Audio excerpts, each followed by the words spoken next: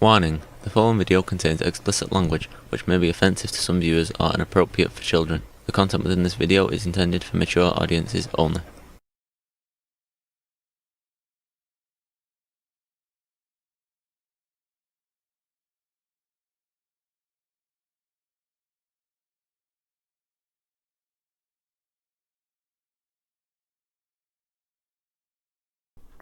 Hello and welcome to this video. I hope everyone's doing well. Hope everyone's having fun. Hope the universe is treating you well. Today we are returning to Night Vale in a welcoming way. This is episode 23, Eternal Scouts. I believe they've been mentioned in earlier episodes. And we get to revisit them today. We will see what our narrator, host, and all-around good guy, Cecil, has for us today as far as our time in Night Vale. So, without further ado, let's get welcomed to Night Vale. We report only the real, the semi-real, and the verifiably unreal. Welcome to Night Vale. And as always, I have to try to talk through this music to try to keep the copyright algorithm at keep it fed, keep it happy with me and my attempts to do videos. So hopefully we can Here at the station, we have been receiving many calls and emails over the last several months asking us about Koshek, the cat found hovering in the men's bathroom. I love Koshek. It's been a while since we've discussed Koshek. I believe there's some future episodes where Koshek plays a bigger role in the story. Well, he is doing just fine, and thank you very much for your concern. In fact, he recently gave birth to an adorable litter of kittens. How does a he-cat give birth? Well, how does a he-cat hover in an immobile spot in a radio station bathroom? The questions that have baffled philosophers for centuries. Things just aren't meant to be questioned. Most things, actually. We slipped a note under station management's door asking if we could keep all those adorable floating kittens. Management responded with a great thrashing behind the closed door of their office and a localized rainstorm in the break room. We are still working with the station oracle to understand their message. Well, yeah, can't piss management off, especially the management in Night Vale. And we will let you know soon what we do with the kittens. Cool. Exciting news from the Night Vale chapter of the Boy Scouts. 2 of their members, Franklin Wilson and Barton Donovan, have achieved all the necessary requirements to advance from the rank of Fear Scout to that final and most terrible of ranks, Eternal Scout. The ceremony will take place at an unspecified time today in the hole in the vacant lot out back of the Ralphs.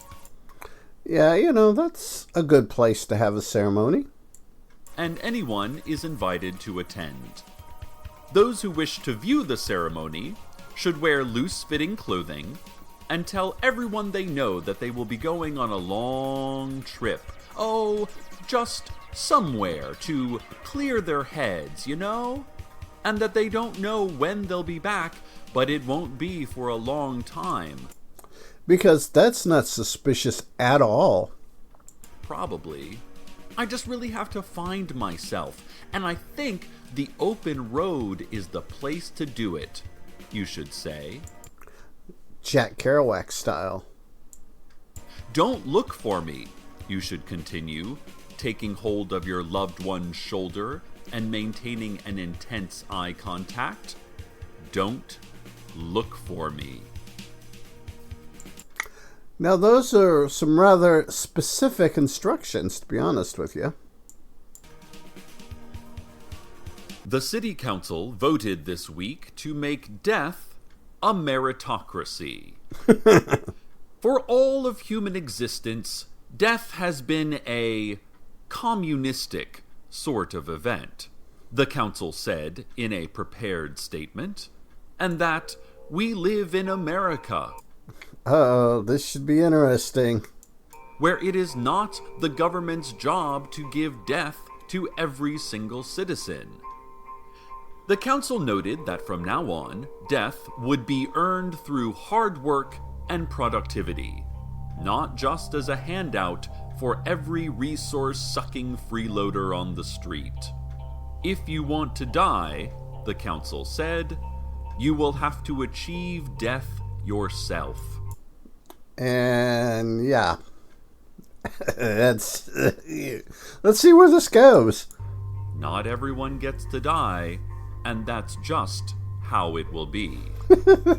The vote won by a small margin, with the opposition split between keeping death universal and others pushing for banning death altogether.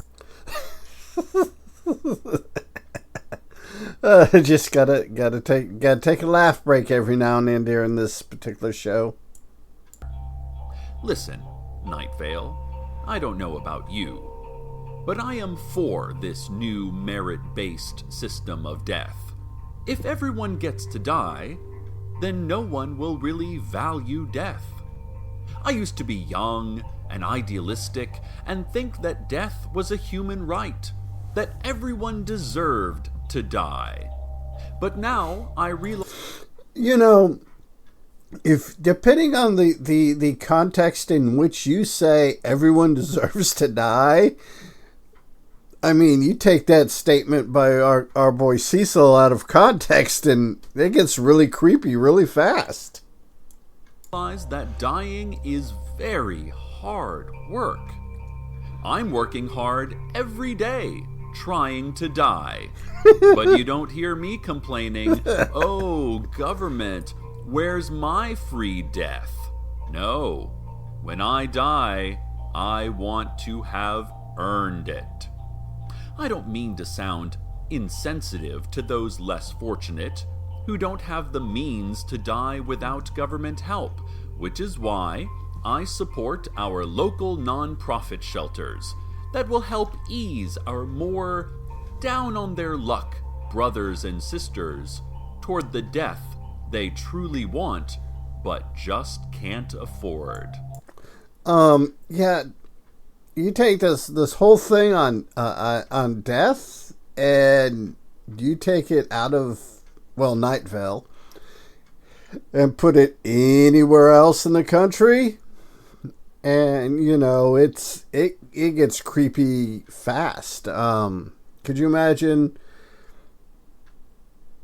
people talking like that just like down the street from you? That would be kind of creepy. At her regular daily press conference today, Mayor Pamela Winchell extended a warm congratulations to Franklin and Barton for their Eternal Scout achievement. "Fire is actually cold," she shrieked. "It is the cold that burns you." In a lot of ways, she reminds me of the mayor of the particular town I live just outside of. She went on to produce several colorful balloons from her mouth, which she presented to strange, mute children in the audience, children whom none of the reporters remembered having been there just seconds before, and whom none of them recognized. Sounds like local city council meetings to me, be honest with you. At least here where I live.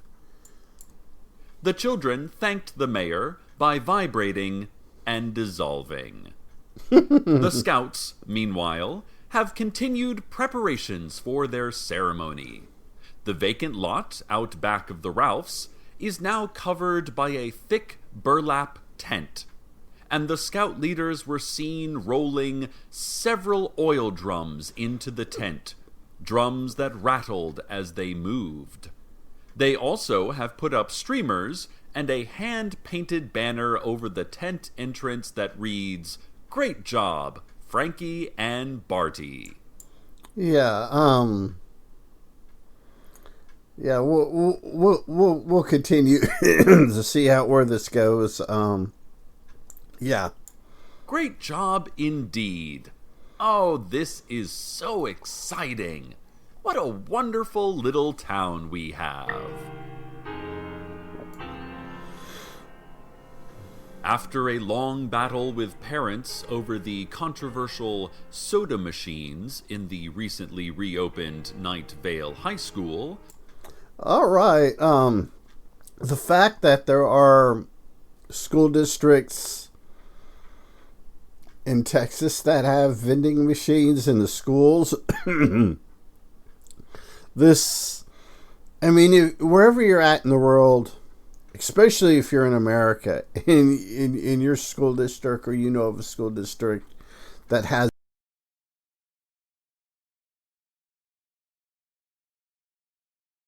paramount funny. This, if I remember this correctly, this is hilarious.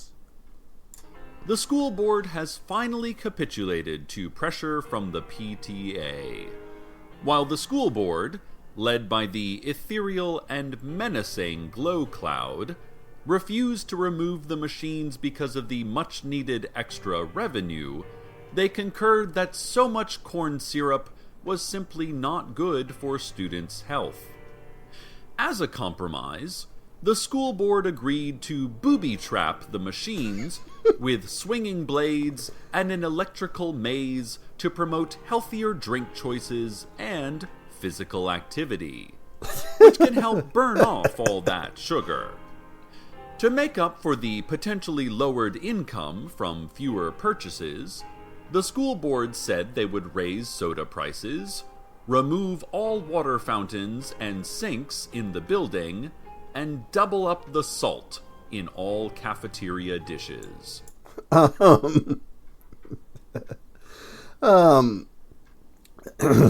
I said, think about it. Especially in the American education system. Think about how close to reality this could actually be. The school board concluded their announcement with the following. All hail, all praise, all submit before the Glow Cloud. Then they sprayed themselves and reporters with shaken up 2 liters of warm Sierra mist. Yeah. Agents from the vague yet menacing government agency are having their annual recruitment drive at the abandoned missile silo outside of town next week. Oh, fun. Those interested in joining whatever vague but important work it is that they do should submit resumes and headshots into one of several secret drop spots around town. At the event itself, the candidates will be ruthlessly interrogated to determine how they found out where the secret drop spots are, what exactly they know about the agency, and who told them. A representative for the agency, speaking through a representative, who in turn spoke through a heavily drugged proxy, said,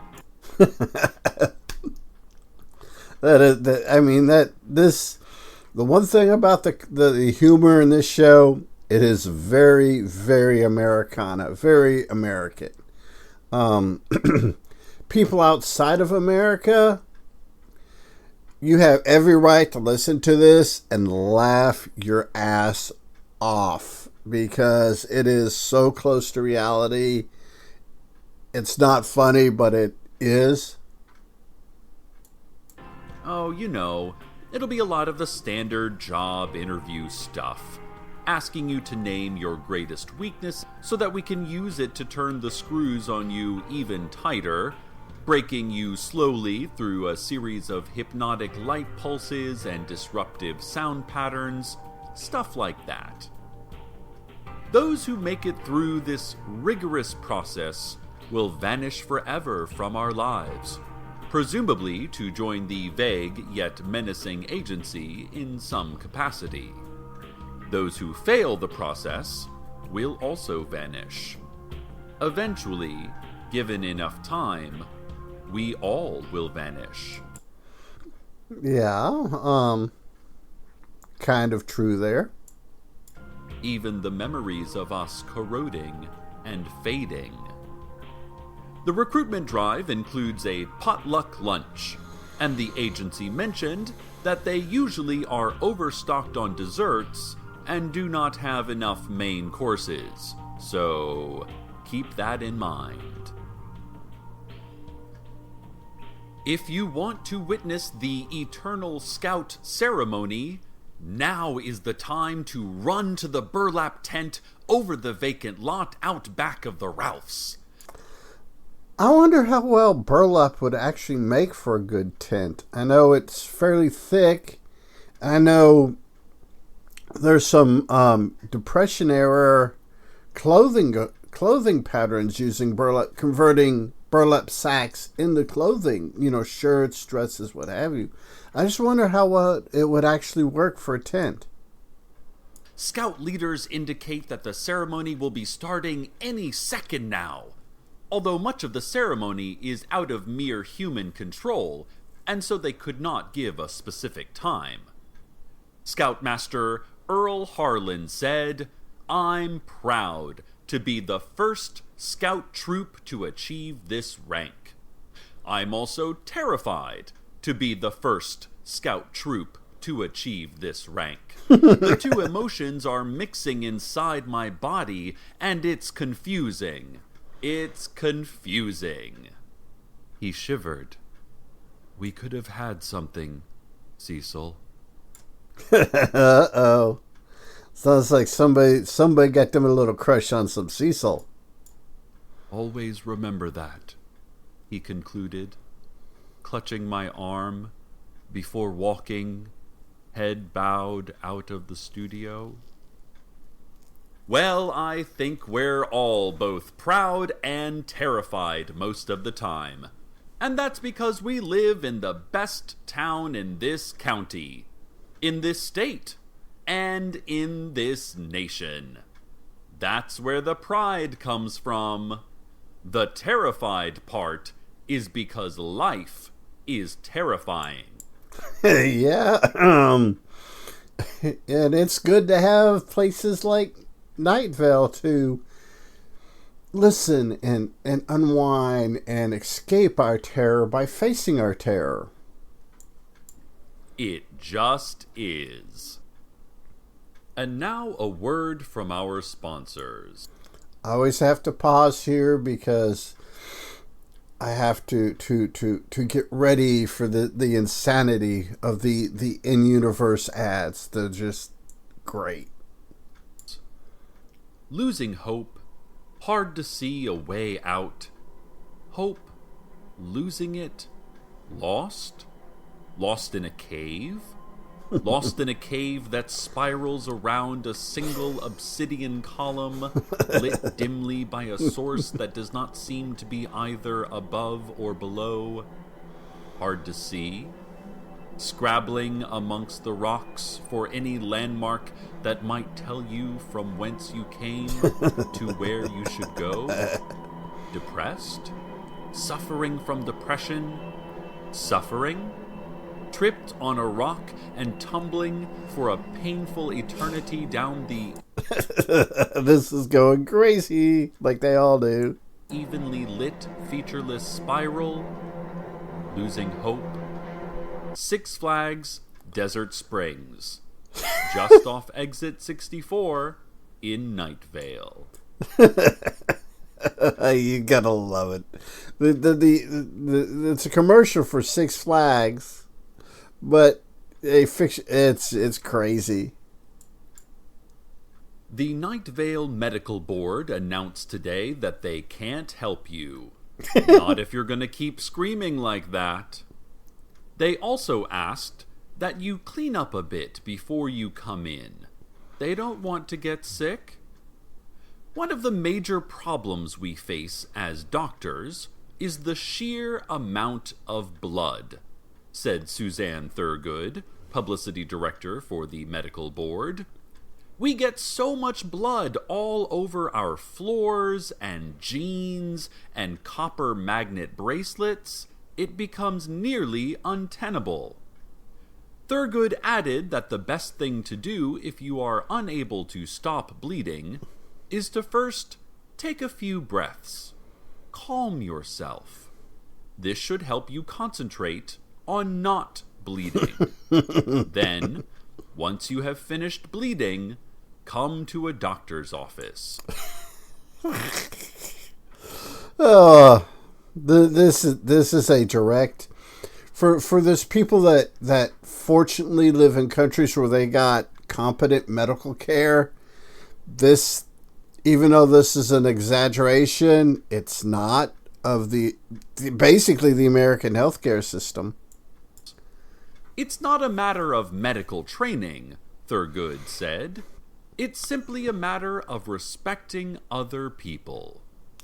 Thurgood then lit a cigarette and placed it expertly into the mouth of a low-flying hawk. As the bird flew away, a distant clock tower chimed the quarter hour, and a gentle rain began to fall. This has been Community Health Tips.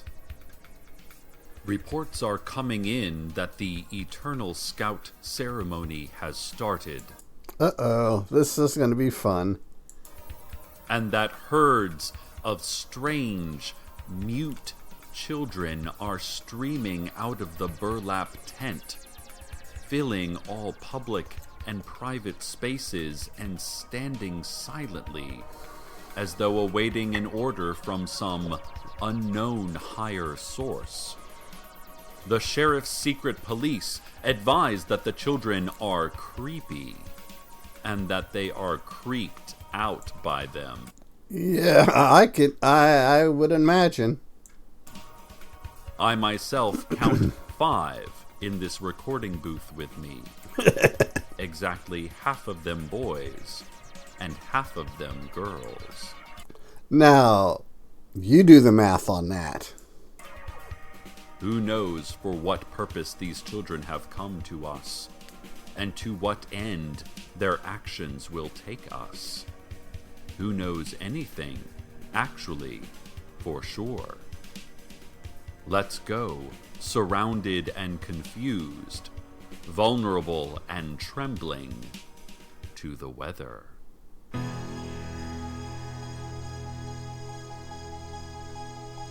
Whoa. Okay, we will pause here and come back after the weather. Like we do, I will encourage you to find Welcome to Night Vale wherever you get your podcast. Listen to it without my commentary, my laughing, my giggling, and try out and find out the different people that do the weather. A lot of them, like I said, a lot of them are on Bandcamp. Check them out. There's some really good artists, and it's all, it's worth checking out. So we will pause, finish, we'll skip through the weather, then I'll be back. Okay, we are back after the weather. We will finish up, see what our Eternal Scouts are up to, and our mute vibrating children. The ceremony is over, Dear listeners, the children are gone. It seems we have come through this crisis, as all crises before, safe and sound. The alarm, only a false alarm. The children that had surrounded us were not the threat we imagined. After their period of ominous silence, all they did was attack, savagely, dragging many citizens with them into the tent over the vacant lot out back of the Ralphs. You know, nothing major. Secret police indicate only 10 or so people were taken, and maybe a dozen more killed. How foolish we were to worry. How much of our lives we spend building complex prophecies of fear, when the world itself is just the world we have always known and gotten along in. The world that we created. Scoutmaster Harlan was one of the ones taken. I hope that he continues to be both proud and terrified in whichever new reality he finds himself. I think often about the last moments with him and the things that were said. I think often about many things. Guilty as charged.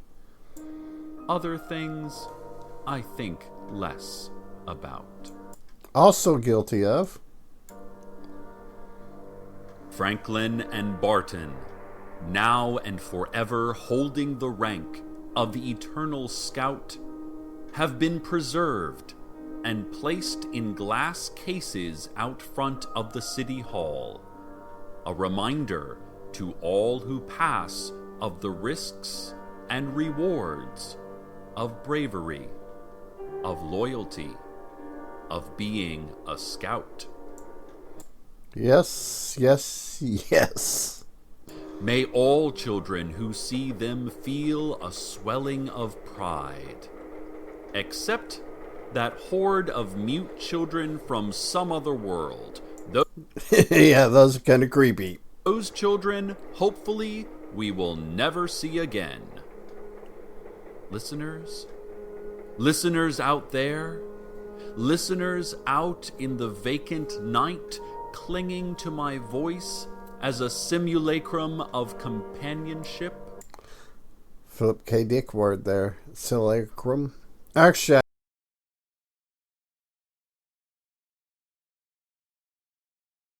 I know he used it in a bunch of his novels. Remember, fear is consciousness plus life. Regret is an attempt to avoid what has already happened. Toast is bread held under direct heat until crisp. The present tense of regret is indecision. The future tense of fear is either comedy or tragedy. I kind of like that, though. And the past tense of toast is toasted. Stay tuned now for more voices, more reassuring noise in this quiet world. Good night, Night Vale. Good night. Well, that was a good episode. I really enjoyed it. Hope I hope this helps make November a little bit more bearable with the holidays. Or at least in America, we've got Thanksgiving coming up. And just right after Thanksgiving, we got the whole Christmas crap going on. So hopefully these interludes into the wonderful world of Night Vale help make things more manageable. And until next time, everybody, be a good human. Be good to other humans. Peace.